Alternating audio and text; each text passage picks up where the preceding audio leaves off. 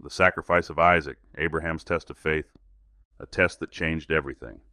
Some stories in the Bible are filled with joy, others with miracles, but a few are so deep and intense they leave us silent. The story of Abraham and Isaac is one of those. It's not just about a father and a son. It's not just about obedience. It's about trust, the kind of trust that walks to the edge of the impossible and still says, "Yes, Lord." This is not a story of cruelty. It is a story of deep faith, of surrender, and of a God who always provides, walking with faith into the unknown. Abraham had waited for decades for a son. He had heard God's voice, followed his call, left his homeland, and believed a promise that he would become the father of many nations. And finally, in his old age, that promise began to bloom. Isaac was born, the child of laughter, the child of promise, the child of joy. Abraham and Sarah's hearts were full. But then came the test. One day God spoke to Abraham again. This time the words were heavy. "Take your son, your only son Isaac, whom you love, and offer him as a burnt offering on a mountain I will show you." These words must have pierced Abraham's heart. This was the son he had waited for, the son through whom all of God's promises would continue. And now he was being asked to lay him down. Abraham did not argue. He didn't delay. Early the next morning he saddled his donkey, took 2 servants, gathered wood, and set out with Isaac. For 3 days they walked toward the mountain. We can only imagine the weight in Abraham's heart, the silent prayers, the tears that didn't fall, the faith battling fear. Yet he walked. When they reached the place, Abraham told his servants to stay behind. He said, "We will worship, and then we will come back to you." A quiet whisper of faith. He laid the wood on Isaac's back, took the fire and the knife, and together they climbed. And as they walked, Isaac asked, "Father, we have the fire and the wood, but where is the lamb for the offering?" Abraham answered gently, "God will provide." At the top, Abraham built an altar. He laid the wood in place. He tied Isaac, his beloved son, and placed him on the altar. He raised the knife. But then a voice cried out from heaven, "Abraham, Abraham, do not lay a hand on the boy." God had seen enough. Abraham had proven that he held nothing back, not even the son he loved most. It was never about the sacrifice itself. It was about the heart behind it. Then Abraham looked up and saw a ram caught in a nearby bush. He took the ram and offered it instead of his son. The moment of fear became a moment of awe.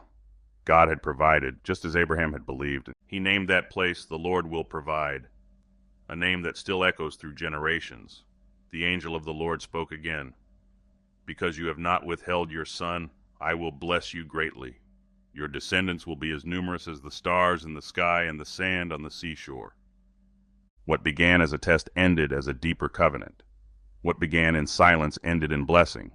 God had tested Abraham, not to break him, but to build something eternal. 2 key lessons from the story of Abraham and Isaac. The heart of sacrifice. True faith holds nothing back. In the life of Abraham, we see a moment that defines his entire journey and offers a lesson for every believer across time. Abraham had followed God's voice for years, leaving comfort behind to trust a promise. He believed that from his line would come a great nation, forever linked to the blessings of the world. Then, in a moment that seemed to turn promise into test, God asked for Isaac, the very son through whom that promise would carry forward. Can any story illustrate surrender more? Abraham faced a choice between sacred promise and absolute trust, what he loved most or the voice he had followed.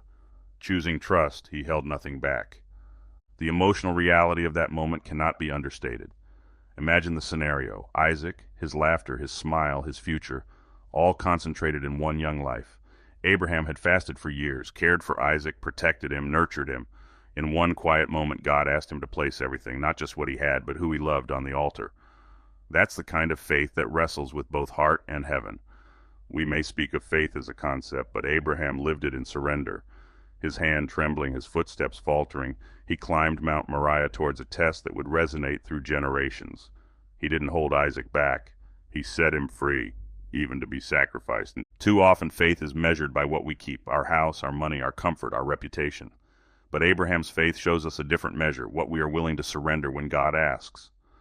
This moment, this test, did not nullify God's promise. It highlighted it. Isaac's life was not the canvas on which Abraham found favor, but the lens through which the promise was focused. When asked what was most precious, Abraham obeyed. He believed beyond the visible that God's voice, not his understanding, would carry him forward. It meant carrying a knife, carrying wood, carrying the weight of what the world would say. Yet he carried those burdens with trust. Faith that holds nothing back does not come easily.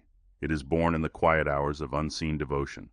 For Abraham, those years included building altars in foreign lands, walking through famine, facing the complex uncertainty of Ishmael's birth, waiting for Isaac's miraculous arrival. These years refined his heart, shaping him to trust precisely when God asked the greatest thing of him. His faith did not hold anything back, not hope, not obedience, not even Isaac. It was a faith that asked, "Who is God that we would not trust him wholly?" It was the kind of faith that knows God is greater than any sacrifice we could make. As Abraham raised his knife, a hush fell. He stepped beyond what he saw, with each step carrying Isaac higher into the unknown. We can only imagine his heart pounding, his mind racing, his soul trembling. Yet he pressed on. That knife pointed not at Isaac alone, but at every fear Abraham held.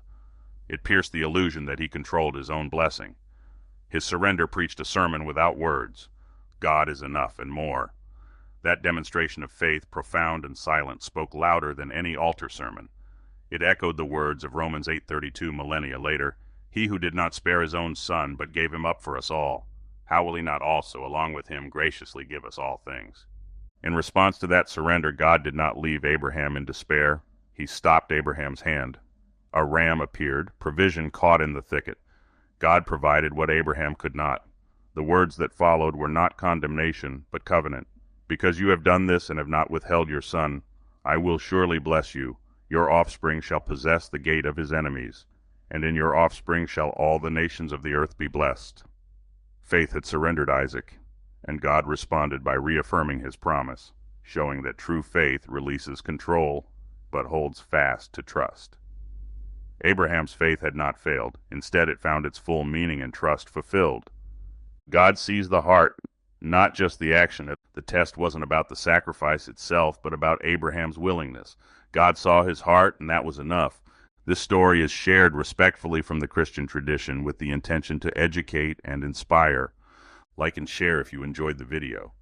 Subscribe for more Bible stories.